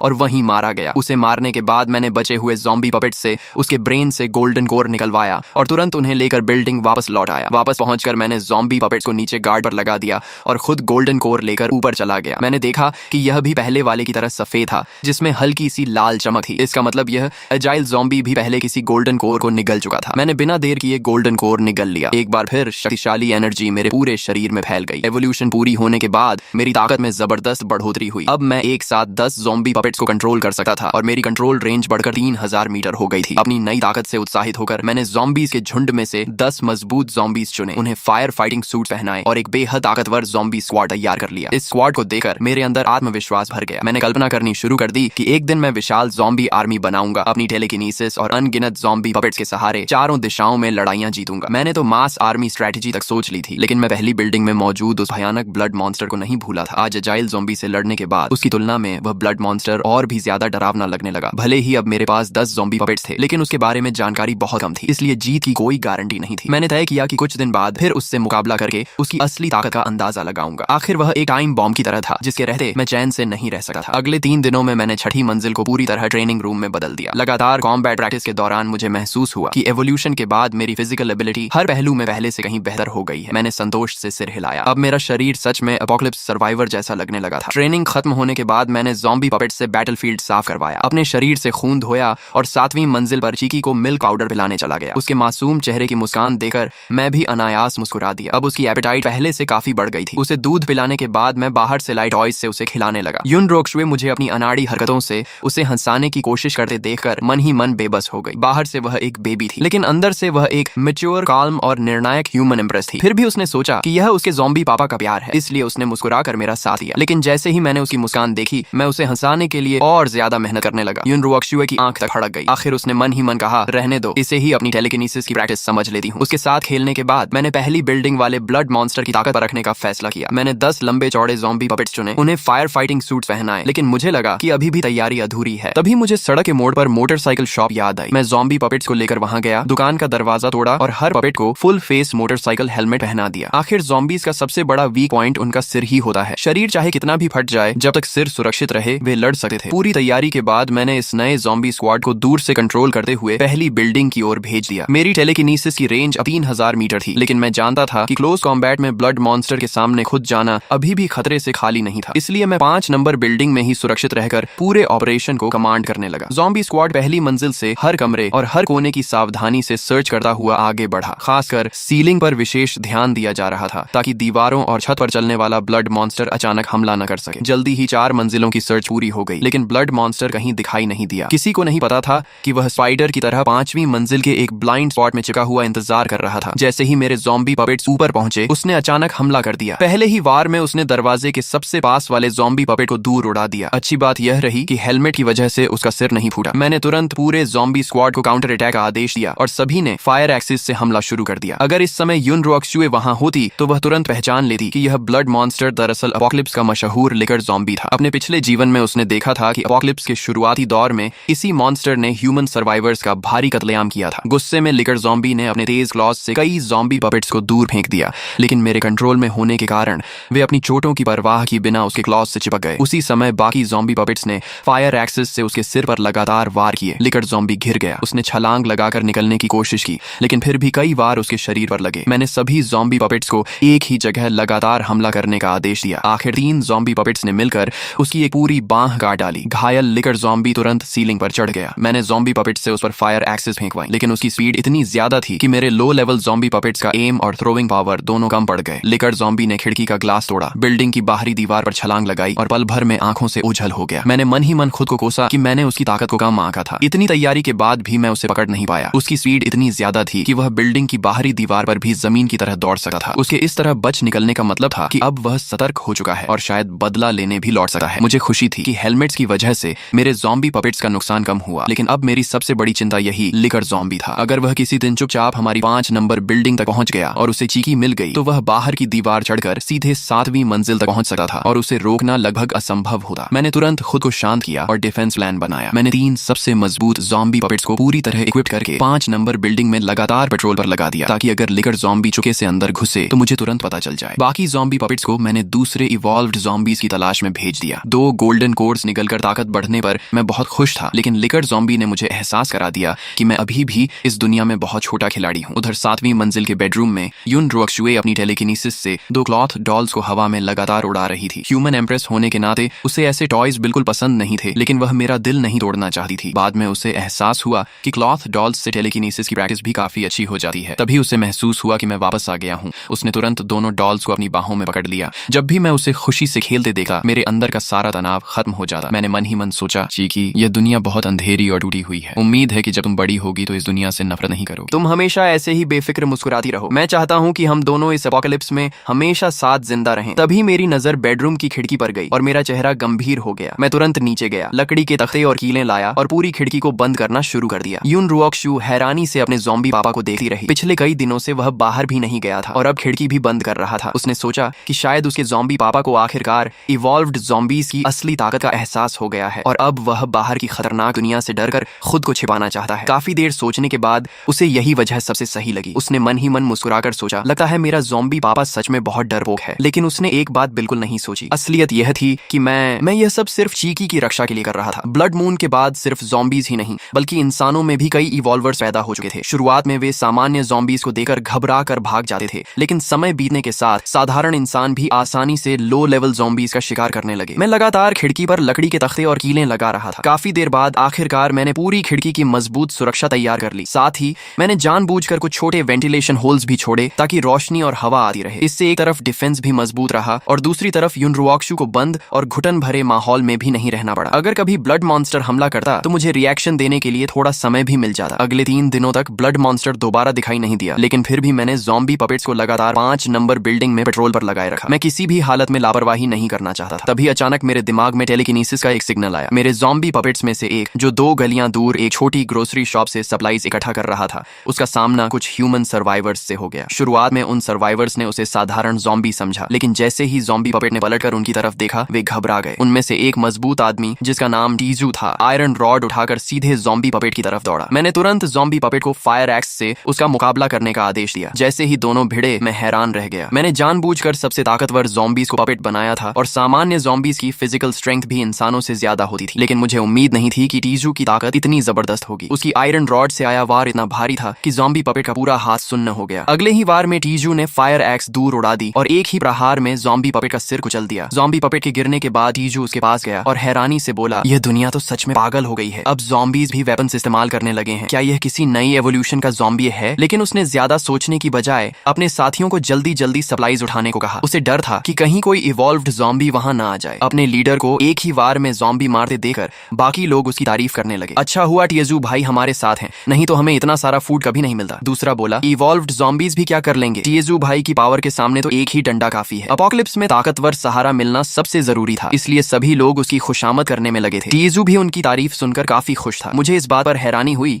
कि अपोकलिप्स शुरू हुए 1 महीने से ज्यादा हो चुका था और फिर भी ह्यूमन सर्वाइवर्स जिंदा थे। सबसे ज्यादा मेरा ध्यान टीजू पर गया। उसकी ताकत देखकर मुझे पूरा यकीन हो गया कि वह कोई ह्यूमन इवॉल्वर है, क्योंकि साधारण इंसान इतनी ताकत नहीं दिखा सकता। इंसानों की इंटेलिजेंस और चालाकी को देखते हुए मुझे चिंता हुई कि अगर वे हमारे सप्लाई तक पहुंच गए तो मेरी और चीकी दोनों की जान खतरे में पड़ सकती है। इसलिए मैंने फैसला किया कि अब से ज़ॉम्बी पपेट्स को उस इलाके में बिल्कुल नहीं भेजूंगा। ह्यूमन सर्वाइवर्स से हुई इस मुलाकात के बाद कुछ और दिन बीत गए। अब मैंने सप्लाईज इकट्ठा करना लगभग बंद कर दिया था, क्योंकि मेरे ज़ॉम्बी पपेट्स की एफिशिएंसी इतनी ज्यादा थी कि 5 नंबर बिल्डिंग के लगभग हर कमरे में अलग अलग तरह की सप्लाईज भर चुकी थी। दूसरी तरफ युन रुओक्सुए इन दिनों अपने बेडरूम में टेलीकिनेसिस की मदद से क्रॉलिंग प्रैक्टिस कर रही थी। धीरे धीरे उसके शरीर पर कंट्रोल बढ़ता गया और उसकी क्रॉलिंग स्पीड भी पहले से कहीं ज्यादा तेज हो गई। आखिरकार टेलीकिनेसिस की मदद से उसने चलना भी सीख लिया। तभी मैं कमरे का दरवाजा खोलकर अंदर आया। सामने का सीन देखकर मैं पूरी तरह शॉक रह गया। इतनी सी बेबी, और ये तो चल भी रही है। पहले तो मैं हैरान रह गया, फिर मेरे चेहरे पर खुशी छा गई। मैंने हमेशा चाहा था कि युन रुओक्सुए जल्दी से अपोकलिप्स के माहौल में खुद को ढाल सके, लेकिन मैंने कभी नहीं सोचा था कि वह इतनी छोटी उम्र में ही चलना सीख जाएगी। मैं उसे गोद में उठाकर लिविंग रूम में ले आया, क्योंकि वहां का समतल फर्श प्रैक्टिस के लिए ज्यादा अच्छा था। युन रुओक्सुए ने अपनी टेलीकिनेसिस की मदद से जल्दी ही वहां भी बैलेंस बना लिया, लेकिन उसके बेबी बॉडी की ताकत अभी कम थी। शरीर को संभालने में उसकी काफी मेंटल पावर खर्च हो रही थी। थोड़ी देर प्रैक्टिस करने के बाद वह खुद ही रुक गई। मुझे लगा कि वह थक गई है, इसलिए मैंने उसे उठाकर सोफा पर आराम से बैठा दिया। उसके बाद मैं अपनी स्टील मशेटी लेकर बैल्कनी में चला गया। मेरी बॉडी पूरी तरह इवॉल्व होने के बाद स्ट्रेंथ भी हर तरफ से बढ़ चुकी थी। अब जब मैं अपनी स्टील मशेटी घुमाता तो हवा चीरने की आवाज गूंजने लगी। फिलहाल मैं सिर्फ अपने पिछले जीवन में मार्शल आर्ट्स और वुक्सिया मूवीज में देखी हुई टेक्निक्स की नकल करके प्रैक्टिस कर रहा था, लेकिन मुझे हमेशा लगता था कि अगर इंसान खुद काफी स्ट्रांग हो जाए तो ईंट का टुकड़ा भी दूसरों का डिफेंस तोड़ सकता है। युन रुओक्सुए मुझे देखकर हैरान रह गई। मैं लगातार अपनी स्ट्रेंथ बढ़ा रहा था। उसकी नजर में मैं सिर्फ एक साधारण ज़ॉम्बी था। बस फर्क इतना था कि मेरे अंदर ह्यूमन कॉन्शियसनेस बची हुई थी और मैं वेपन्स इस्तेमाल कर सकता था, जिससे मैं लो लेवल ज़ॉम्बीज से बेहतर था। लेकिन पिछले जन्म की ह्यूमन एम्ब्रेस होने के कारण युन रुओक्सुए को कॉम्बैट और मार्शल आर्ट्स का बेहद गहरा एक्सपीरियंस था। उसकी नजर में मेरी स्वॉर्ड्समैनशिप इतनी बेकार थी कि अगर मेरा सामना किसी सच में स्किल्ड फाइटर से हो जाए तो वह पलक झपकते ही उसके ज़ॉम्बी पापा को मार देगा। दूसरी तरफ मैं यह देखकर खुश हो गया कि चीकी मुझे ध्यान से देख रही है। मुझे लगा वह मेरी स्वॉर्ड स्किल्स से प्रभावित हो गई है, इसलिए मैं और भी ज्यादा जोश से मचेटी घुमाने लगा। अगले कुछ दिनों तक मैंने चीकी को 6ठी मंजिल के लिविंग रूम में खुलकर चलने फिरने दिया और वह छुकर अपनी टेलीकिनेसिस की प्रैक्टिस करती रही। मेरी देखरेख में वह हर दिन पहले से ज्यादा स्टेबल होकर चलने लगी। सचमुच वह किसी जीनियस चाइल्ड से कम नहीं थी, लेकिन युन रुओक्सुए के दिल में क्राइसिस की फीलिंग लगातार बढ़ती जा रही थी। ब्लड मून के बाद ज़ॉम्बीज और म्यूटेंट बीस्ट्स दोनों ही तेजी से इवॉल्व हो रहे थे। मेरे जैसे ऑर्डिनरी ज़ॉम्बी के लिए भविष्य में सर्वाइवल करना मुश्किल होता जाएगा, इसलिए उसे जल्द से जल्द स्ट्रांग बनना था। कम से कम वह अपोकलिप्स में मेरा बोझ नहीं बनना चाहती थी। तभी अचानक बिल्डिंग के बाहर एक गुस्से से भरी दहाड़ सुनाई दी। मेरा ध्यान तुरंत ज़ॉम्बी पपेट्स की शेयर्ड विजन में चला गया। सोसाइटी के ग्रीन बेल्ट में 2 इवॉल्व्ड ज़ॉम्बीज आपस में भयंकर लड़ाई कर रहे थे। उनमें से एक लगभग 2.5 मीटर लंबा टैंक ज़ॉम्बी था। उसके हर पंच से जमीन में गहरे गड्ढे बन रहे थे। दूसरी तरफ वही लिकर ज़ॉम्बी था जिससे मैं पहले लड़ चुका था। उसके क्लॉज किसी तेज ब्लेड की तरह थे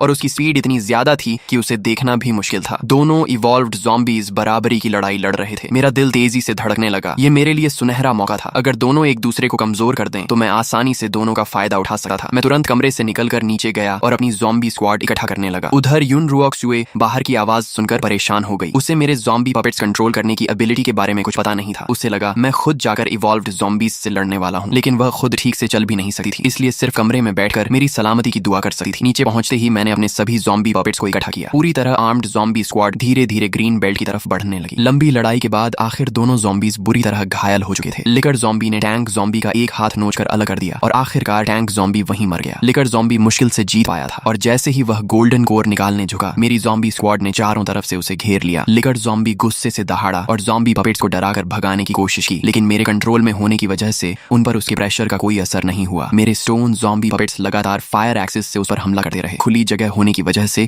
लिकर ज़ॉम्बी अपनी वॉल रनिंग एबिलिटी का फायदा नहीं उठा पाया और आखिरकार उसे चारों तरफ से घेर लिया गया। दोनों इवॉल्व्ड ज़ॉम्बीज के गोल्डन कोर्स मेरे हाथ लग गए। मैं खुशी से झूम उठा और तुरंत अपनी ज़ॉम्बी स्क्वाड को लेकर सोसाइटी लौट आया। इस बार दोनों गोल्डन कोर्स पहले से भी ज्यादा रेड हो चुके थे। साफ था कि वे पहले ही कई गोल्डन कोर्स निकल चुके थे। तीसरी मंजिल पर पहुंचते ही मैंने दोनों गोल्डन कोर्स एक साथ निकल ली। इस बार मिलने वाली एनर्जी पहले से कई गुना ज्यादा थी, लेकिन सबसे बड़ा बदलाव मेरी स्पिरिट पावर में हुआ। मेरे दिमाग में इतनी जबरदस्त मेंटल एनर्जी भर गई कि मैं उसे सहन ही नहीं कर पाया और कुछ ही देर बाद बेहोश होकर गिर पड़ा। 7वीं मंजिल पर युन रुओक्सुए बेचैनी से सोफा पर लौटने लगी। काफी देर तक मेरी कोई आवाज नहीं आई तो उसने उम्मीद छोड़ दी। उसे लगा कि उसका ज़ॉम्बी पापा इवॉल्व्ड ज़ॉम्बीज के हाथों मारा गया। वह दुखी होकर सोचने लगी, बेचारे ज़ॉम्बी पापा बस थोड़ा और इंतजार कर लेते। तभी अचानक दरवाजे का लॉक खुलने की आवाज आई। युन रुओक्शु ने तुरंत सिर उठाया और उसके चेहरे पर खुशी छा गई। वह सोफा से उतरकर लड़खड़ाते कदमों से मेरी तरफ दौड़ी और उसके मुंह से अचानक निकल गया, पापा। मैं वहीं बिजली गिरने की तरह जम गया। चीकी पहली बार मुझे पापा बुला रही थी। मैंने दो जन्म जी लिए लेकिन कभी गर्लफ्रेंड तक नहीं बनी। अचानक किसी के मुंह से पापा सुनना मेरे लिए ऐसा एहसास था जिसे मैं शब्दों में बयां नहीं कर सकता था। उधर युन रुओक्शु भी खुद चौंक गई। खुशी में उसने अपने मन की बात सीधे बोल दी थी, लेकिन फिर उसने सोचा कि उसके अंदर पिछले जन्म की सोल मौजूद है, इसीलिए बोलना उसके लिए मुश्किल नहीं था। बस रीबर्थ के बाद उसने कभी बोलने की प्रैक्टिस नहीं की थी। लेकिन मुझे इनमें से कुछ भी नहीं पता था। मुझे सिर्फ इतना लगा कि मेरी चीकी कोई जीनियस चाइल्ड है जिसने बिना सिखाए ही बोलना सीख लिया। मैं खुशी में जोर जोर से ज़ॉम्बी ग्राउल करने लगा। अफसोस कि मैं अभी भी इंसानों की तरह बोल नहीं सकता था। इस एवोल्यूशन के बाद मैं अब एक साथ 30 ज़ॉम्बी पपेट्स कंट्रोल कर सकता था और मेरी मेंटल पावर की रेंज सीधे 8000 मीटर तक पहुंच गई थी। इतनी ताकत मिलने के बाद मैंने तुरंत अपनी आर्मी बढ़ाने का फैसला किया। दूसरी तरफ युन रुओक्शु अब मिल्क पाउडर पीना नहीं चाहती थी। उसने अपने छोटे छोटे दांत दिखाकर मुझे समझाया कि अब वह सिर्फ दूध नहीं पिएगी। मुझे अपनी गलती का एहसास हुआ। आखिर चीकी मुझसे ज्यादा समझदार थी। मैं तुरंत छठी मंजिल पर गया और राइस पॉरेज में मिल्क पाउडर मिलाकर उसे बेबी फूड बनाकर खिलाया। इस बार चीकी ने खुद स्पून पकड़कर खाना शुरू कर दिया और बोली, पापा अब मैं खुद खा लूंगी। उसे खुशी से खाते देकर मेरा दिल भर आया। मेरी छोटी चीकी सचमुच बड़ी हो रही थी। स्ट्रेंथ बढ़ने के बाद मेरे मन में एक नया विचार आया। अगर मैं ऑर्डिनरी ज़ॉम्बीज को कंट्रोल कर सकता हूँ तो क्या इवॉल्व्ड ज़ॉम्बीज को भी कंट्रोल कर सकता हूँ? ज्यादा इंतजार नहीं करना पड़ा। कुछ हजार मीटर दूर मेरे एक ज़ॉम्बी पपेट को अकेला घूमता हुआ एक टैंक टाइप इवॉल्व्ड ज़ॉम्बी मिला। मैं अपने ज़ॉम्बी पपेट्स को साधारण ज़ॉम्बीज की तरह छुपाकर उसके पास ले गया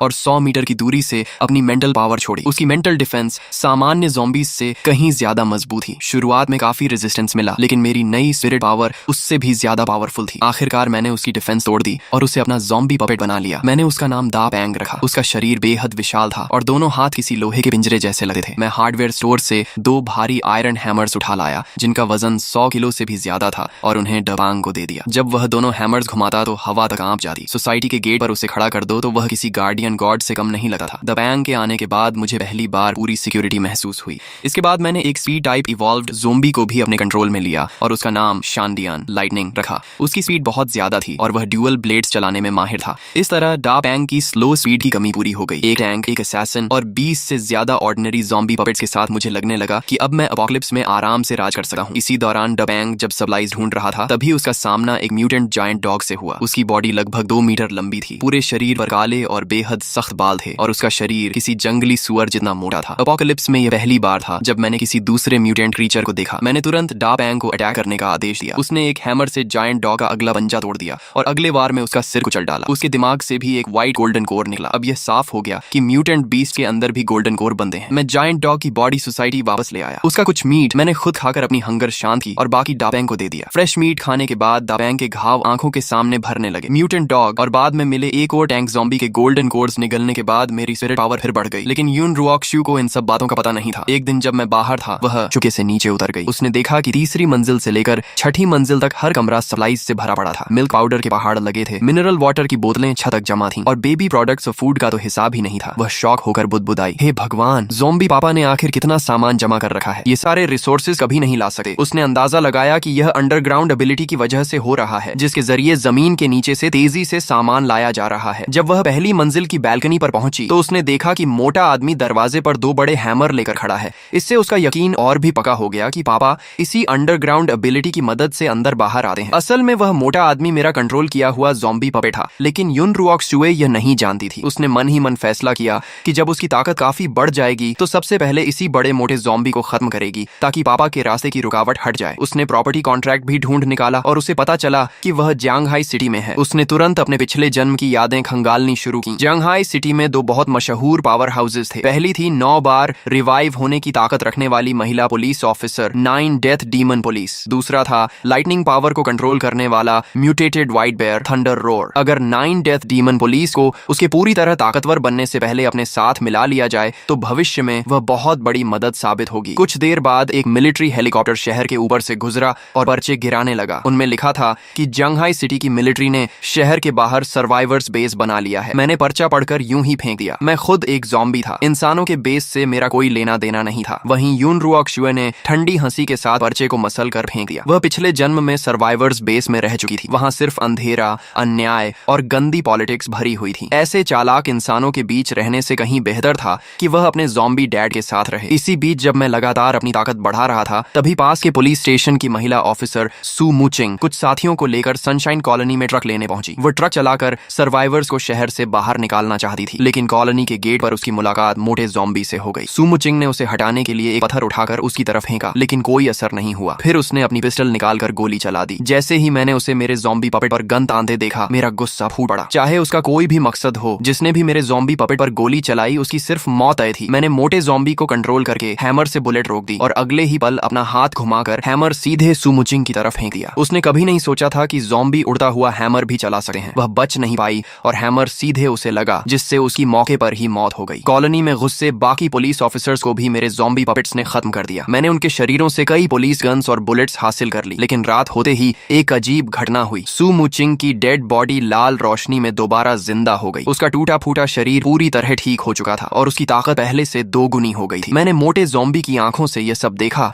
और पूरी तरह हैरान रह गया। ये क्या भूत है? ये पुलिस ऑफिसर तो सच में दोबारा जिंदा हो गई। सू मुचिंग खुद भी पूरी तरह कंफ्यूज थी। उसने अपना शरीर चेक किया तो एक भी घाव नहीं था। उसकी स्ट्रेंथ और स्पीड दोनों काफी बढ़ चुकी थी। तभी उसे एहसास हुआ कि शायद वह एक इवॉल्वर बन चुकी है, जिसके पास मरने के बाद रिवाइव होने की एबिलिटी है। अगले दिन सू मुचिंग फिर वापस आई और इस बार उसके साथ पहले से कहीं ज्यादा पूरी तरह आर्म्ड पुलिस ऑफिसर्स थे। मेरा गुस्सा 7वें आसमान पर पहुंच गया। पिछली बार मैंने उसकी जान छोड़ दी थी, लेकिन वह फिर से चुनौती देने चली आई। इस बार मैंने 3 इवॉल्व्ड ज़ॉम्बीज से उस पर हमला करवाया, लेकिन रिवाइव होने के बाद उसकी ताकत इतनी बढ़ चुकी थी कि वह तीनों ज़ॉम्बीज के बीच भी आसानी से लड़ रही थी। मैंने अपने गनर ज़ॉम्बी पपेट को फायर करने का आदेश दिया, लेकिन वह ज्यादातर बुलेट्स भी डॉज कर गई। आखिरकार मुझे मौका मिला और मैंने उसे फिर से बुरी तरह घायल कर दिया। इस बार मैंने उसका शरीर पूरी तरह चूर चूर कर दिया ताकि कोई गलती न रह जाए, लेकिन उसी रात वह फिर से रिवाइव हो गई और उसकी ताकत एक बार फिर दोगुनी हो गई। ये क्या मजाक है? ये औरत तो चीट कोड लेकर आई है। मैं पूरी तरह बेबस हो गया। मरकर वापस जिंदा होना और हर बार और ताकतवर बन जाना, इससे भी बड़ी परेशानी यह थी कि कोई छुपा हुआ इवॉल्वर लगातार उसकी मदद कर रहा था। जब भी मेरा हमला सू मुचिंग पर लगने वाला होता, कोई रहस्यमयी ताकत उसे 1 सेकंड के लिए रोक देती। यहाँ तक कि बुलेट्स भी हवा में मुड़ जाती थी। और वह छुपा हुआ इवॉल्वर असल में युन रुओक शुए थी। उसने काफी समय तक कॉलोनी का निरीक्षण किया था और उसे शक हो गया था कि यहाँ कोई ज़ॉम्बी किंग छुकर सभी ज़ॉम्बीज को कंट्रोल कर रहा है। इसलिए उसने अपनी सीक्रेट वॉइस टेक्निक से सू मुचिंग से संपर्क किया और खुद को इनविजिबल एक्सपर्ट बताकर उसके साथ मिलकर ज़ॉम्बी किंग को मारने की योजना बनाई। सू मुचिंग को लगा कि उसे अपना साथी मिल गया है और उसने तुरंत साथ काम करने के लिए हामी भर दी। उसी रात सू मुचिंग ने गेट पर मोटे ज़ॉम्बी का ध्यान भटकाया और सफलतापूर्वक कॉलोनी के अंदर घुस गई, लेकिन बिल्डिंग नंबर 5 के सामने मैंने खुद उसका रास्ता रोक लिया। 7वीं मंजिल पर मौजूद शाओ चीकी की रक्षा करने के लिए मैंने अपने सारे ज़ॉम्बी पपेट्स को बिल्डिंग नंबर 5 के आसपास इकट्ठा कर लिया था। हाथ में मचेटी लेकर मैं पूरी तरह गुस्से में हमला करने लगा। मेरा हर वार बेहद निर्दयी था। मेरी रोज वाली नरमी बिल्कुल गायब हो चुकी थी। युन रुओक शुए पहली बिल्डिंग की दूसरी मंजिल से छुकर सब देख रही थी। वह अपनी टाइम कंट्रोल एबिलिटी से बार बार मेरे जानलेवा हमलों को रोक रही थी, लेकिन सिर्फ इस हद तक कि सू मुचिंग मरे नहीं। वह किसी भी कीमत पर सू मुचिंग को मुझे चोट पहुंचाने भी नहीं दे रही थी। सू मुचिंग पूरी तरह कंफ्यूज हो गई। यह इनविजिबल एक्सपर्ट आखिर किसकी साइड पर है? मैं इस ज़ॉम्बी पर हमला करती हूँ तो भी रोकता है। तब युन रुओक शुए ने सिर्फ एक बात कही, इस ज़ॉम्बी को तुम हाथ नहीं लगा सकती। लड़ाई और भी भयानक होती गई। सू मुचिंग पूरी ताकत से बिल्डिंग नंबर 5 में घुसने की कोशिश करती रही, लेकिन मैं उसे हर बार रोक देता। मैं लगातार दर्द भरी दहाड़े मार रहा था। अपने सबसे प्यारे लोगों की रक्षा करने का मेरा गुस्सा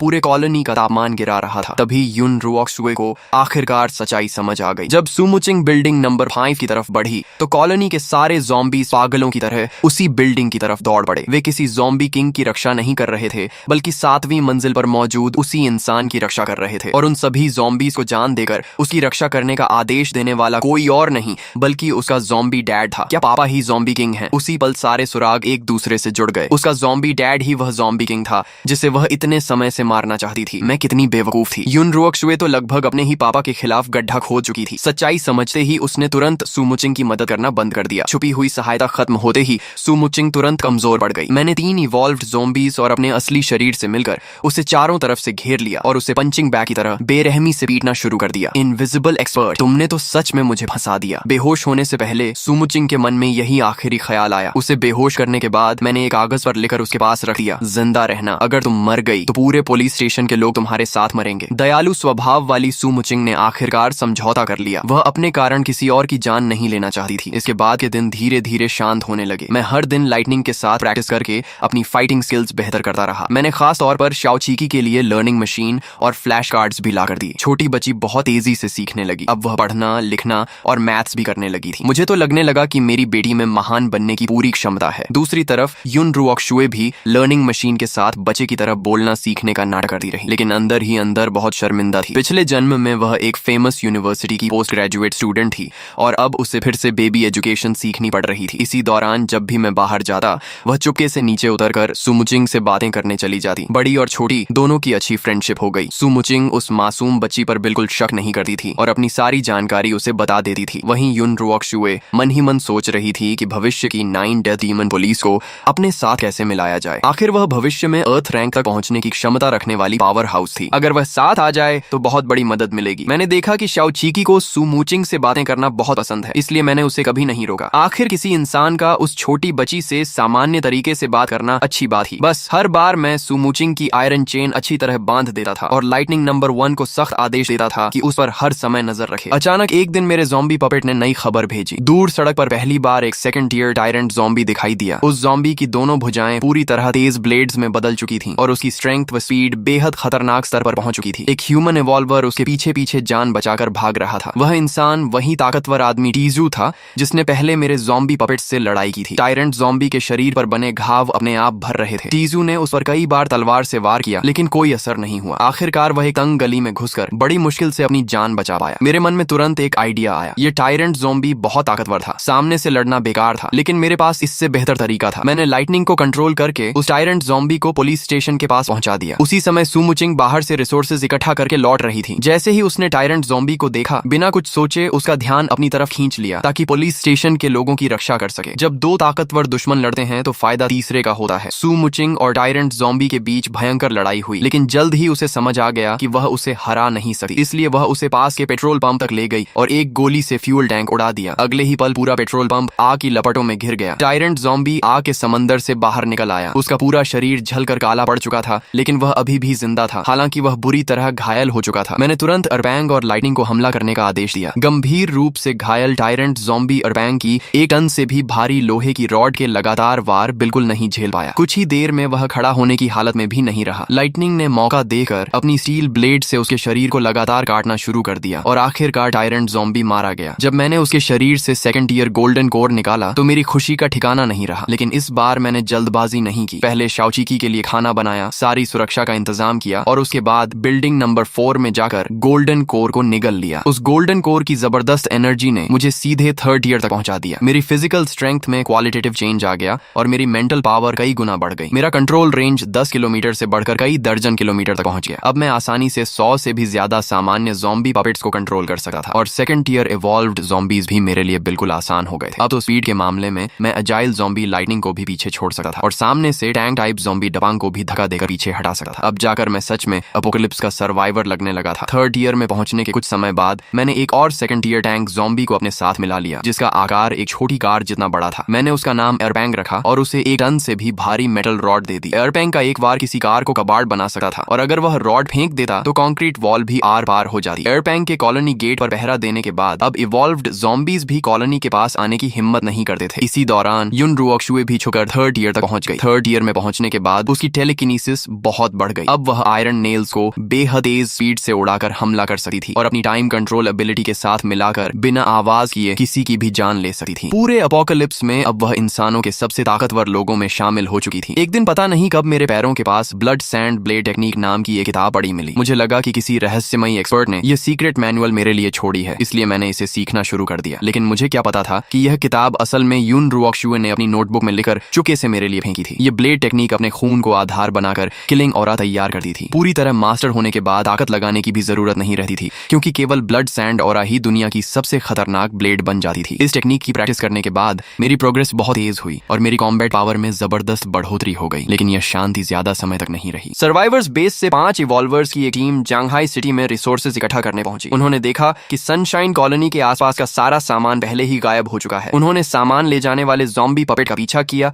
और आखिरकार कॉलोनी तक पहुंच गए। रात के समय वे दीवार फांदकर अंदर घुस गए, लेकिन उन्हें यह नहीं पता था कि जैसे ही उनके पैर जमीन पर पड़े उसी पल मैंने उन्हें देख लिया था। मेरी ज़ॉम्बी पपेट आर्मी ने तुरंत उन्हें चारों तरफ से घेर लिया। इवॉल्व्ड ज़ॉम्बी लाइटनिंग नंबर 2 ने एक इवॉल्वर को पल भर में मार गिराया। वहीं डपांग के 2 बड़े हैमर्स ने 2 मेले इवॉल्वर्स को जोरदार वार से पीछे धकेल दिया। इस भयंकर लड़ाई के बीच मैं खुद भी मैदान में उतर गया। ब्लड सैंड ब्लेड टेक्निक सीखने के बाद मेरा एक ही हॉरिजॉन्टल स्लैश आखिरी भागते हुए इवॉल्वर को कमर से 2 हिस्सों में काटने के लिए काफी था। उनके शरीरों से मुझे सर्वाइवर्स बेस के आइडेंटिटी कार्ड्स मिले। मिले। तभी मुझे एहसास हुआ कि इंसानों की ताकत मेरी उम्मीद से कहीं तेजी से बढ़ रही है। सनशाइन कॉलोनी का राज देर सवेर सबके सामने आ ही जाएगा, इसलिए मैंने कॉलोनी छोड़ने का फैसला किया। मेरा अगला टारगेट शहर के बाहर स्थित चिंगशुई फार्म था। वहाँ खुली जमीन थी, खेती की जा सकती थी, इंसानों की ताकत से दूर था और आसपास ज़ॉम्बीज की भी कमी नहीं थी, जिससे मैं अपनी आर्मी लगातार बढ़ा सकता था। सबसे जरूरी बात यह थी कि वहाँ शाओ चीकी को बड़ा होने के लिए कहीं बेहतर माहौल मिलेगा। वह हमेशा कंक्रीट बिल्डिंग्स के बीच बंद नहीं रह सकती थी। उसे धूप चाहिए थी, ताजी हवा चाहिए थी और ताजी सब्जियां भी। सब्जियों की बात आते ही मुझे अपनी बेटी की चिंता होने लगी। इतने दिनों से उसका खाना बहुत लिमिटेड था। हर दिन milk powder, egg fried rice और राइस पेस्ट ही मिल रहा था, एक पता हरी सब्जी तक नहीं। फार्म पहुंचने के बाद मैं अपने ज़ॉम्बी पपेट्स से खेत जोतूंगा, खेती करूंगा और शाओ चीकी को ताजे फल और सब्जियां खिलाऊंगा। उसे न तो मार सकता था और न ही यूं ही छोड़ सकता था, लेकिन जब यहाँ से जाना ही था तो बेहतर यही था कि उसे आजाद कर दूं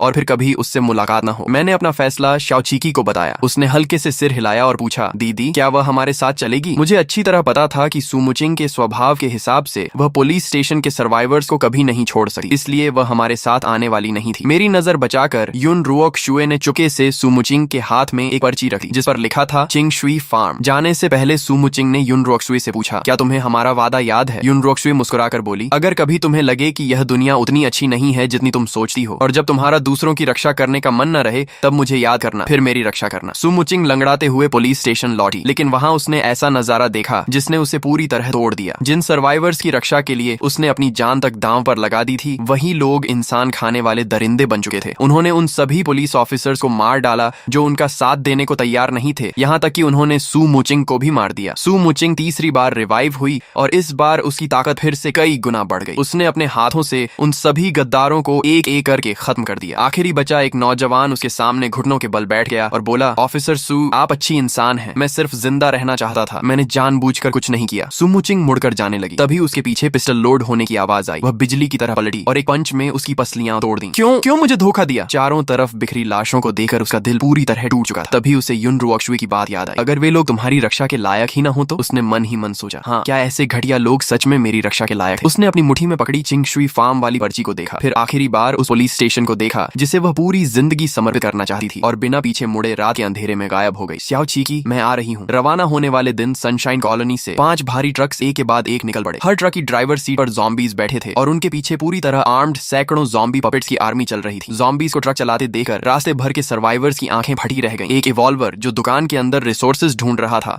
उसने अपनी आंखों से 5 भारी ट्रक्स को तेजी से गुजरते देखा। हर ड्राइवर सीट पर डरावने ज़ॉम्बीज बैठे थे। वह दंग रह गया और बोला, क्या मुझे हेलुसिनेशन हो रहा है? अब ज़ॉम्बीज भी ट्रक चलाने लगे। रास्ते भर लगातार इवॉल्व्ड ज़ॉम्बीज हमारे काफिले की आवाज सुनकर हमारी तरफ आने लगे, लेकिन मुझे किसी से डर नहीं था। मैंने अपनी टेलीकिनेसिस से उन सभी को कंट्रोल करके अपनी आर्मी में शामिल कर लिया। हमारी ज़ॉम्बी आर्मी कम होने की बजाय लगातार बढ़ती ही जा रही थी। जब काफिला जांघाई सिटी जू के पास पहुंचा तो सड़क के बीचों बीच एक पूरी तरह सुनहरे रंग का second tier mutated giant snake लेटा हुआ था, जिसने पूरी सड़क रोक रखी थी। उसका शरीर 20 मीटर से भी ज्यादा लंबा था और उसके सुनहरे स्केल्स धूप में चमक रहे थे। आगे रास्ता देखने गए 2 ज़ॉम्बी पपेट्स को उसने एक ही निगल में खा लिया। मैंने एरपैंग को भारी मेटल रॉड के साथ सबसे आगे भेजा। उसने पूरी ताकत से जायंट स्नेक के सिर पर वार किया, जिससे वह कुछ पल के लिए चकरा गया। दपांग और बाकी टैंक ज़ॉम्बीज ने दोनों तरफ से रास्ता रोक लिया ताकि स्नेक भाग न सके। उसी समय एजाइल ज़ॉम्बीज उस पर टूट पड़े और अपनी स्टील ब्लेड्स से उसके शरीर को लगातार काटने लगे। सबसे अहम पल में टायरेंट ज़ॉम्बी ऊंची बिल्डिंग से छलांग लगाकर सीधे उसके गले के पास उतरा और अपने पंजों से गहरा घाव बना दिया। अगले ही पल एयरपैंग ने अपनी मेटल रॉड से उसका सिर कुचल दिया। सेकंड टियर गोल्डन कोर निकालने के बाद मैंने फैसला किया कि इस बार उसे एयरपैंग ही निकलेगा। अब थर्ड टियर से नीचे के गोल्डन कोर्स मेरे किसी काम के नहीं थे,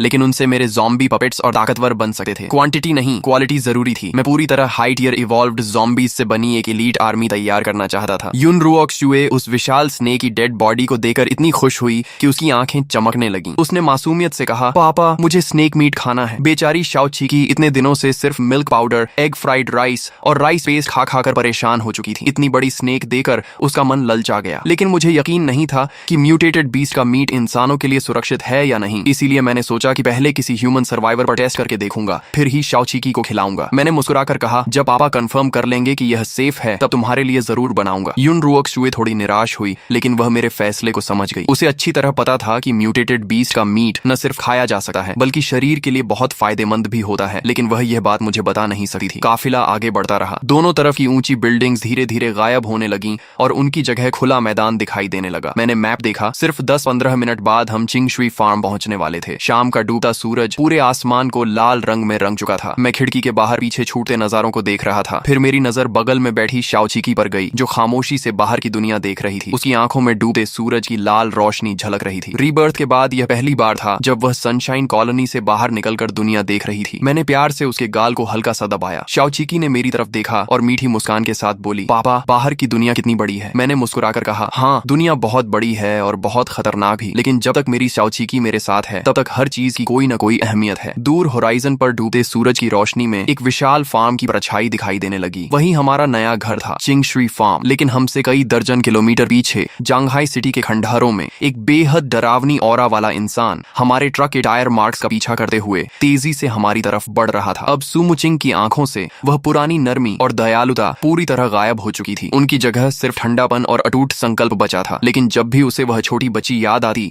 जो मिल्क बॉटल पकड़कर उसकी तरफ मुस्कुराती थी, उसके होंठों पर अनजाने में हल्की सी मुस्कान आ जाती। चिंगश्री फार्म पहुंचने के बाद हमने मैप के बताए रास्ते की बजाय जंगल के अंदर वाली पगडंडी पकड़ ली। कुछ दूर चलने के बाद आखिरकार फार्म का मेन गेट दिखाई दिया। बड़े स्टील गेट के दोनों तरफ लकड़ी के खंभों और आयरन वायर फेंस से बनी ऊंची बाउंड्री थी। फेंस पर हाई वोल्टेज वार्निंग के बोर्ड लगे हुए थे और कई जगह किसी के जबरदस्ती तोड़कर अंदर घुसने के निशान भी दिखाई दे रहे थे। ट्रक में बैठे बैठे मैंने पूरे फार्म का निरीक्षण किया और मन ही मन काफी संतुष्ट हुआ। चिंगशुई फार्म चारों तरफ से शांत था। यहाँ किसी की आसानी से नजर नहीं पड़ती थी। इसका एरिया सनशाइन कॉलोनी से कहीं ज्यादा बड़ा था, जिसमें मैं, शाओचिकी और मेरी विशाल ज़ॉम्बी आर्मी आराम से रह सकते थे। सबसे बड़ी बात यह थी कि यहाँ का माहौल बिल्कुल खुला था, इतना दबाव वाला नहीं था। इसलिए शाओचिकी के बड़े होने के लिए यह जगह सबसे बेहतर थी। शाओचिकी ने अंगड़ाई लेते हुए पूछा, पापा, क्या हम पहुंच गए? मैंने सिर हिलाया और पहले कुछ ज़ॉम्बी पपेट्स को टूटी हुई बाउंड्री से अंदर भेजकर पूरे फार्म की जांच करने का आदेश दिया। जैसे ही वे अंदर गए, मेरी भौहें सिकुड़ गईं। पूरे फार्म में सूखे हुए काले भूरे खून के धब्बे फैले हुए थे। मैंने सबसे पहले वेजिटेबल गार्डन ढूंढा, लेकिन वहाँ की सारी खेती पूरी तरह बर्बाद हो चुकी थी और जमीन पर विशाल पैरों के निशान बने हुए थे। साफ था कि फार्म के अंदर म्यूटेटेड एनिमल्स मौजूद थे। तभी फार्म के अंदर से लड़ाई और जानवरों की दहाड़ने की आवाजें सुनाई दी। मैंने ज़ॉम्बी पपेट्स को आवाज की दिशा में भेजा। पोल्ट्री एरिया में पहुंचकर हमने एक म्यूटेटेड जायंट बुल देखा। सबसे हैरानी की बात यह थी कि उस बुल के मुंह में शेर और बाघ से भी बड़े नुकीले दांत उगाए थे और वह किसी अनजान जानवर की डेड बॉडी खा रहा था। एपोक्लिप्स के बाद तो गाय भैंस भी मीट खाने लगी थी। जायंट बुल ने ज़ॉम्बी पपेट्स को देखते ही बिना रुके उन पर हमला कर दिया। वह पहले ही सेकंड टियर तक पहुंच चुका था, इसलिए सामान्य ज़ॉम्बी पपेट्स उसके सामने टिक ही नहीं सकते थे। मैंने तुरंत अरपैंग और टायरेंट ज़ॉम्बी नंबर 1 को लड़ाई में उतार दिया। अरपैंग ने अपनी मेटल रॉड पूरी ताकत से बुल के सिर पर मारी, जिससे उसकी आंखों के आगे तारे घूम गए।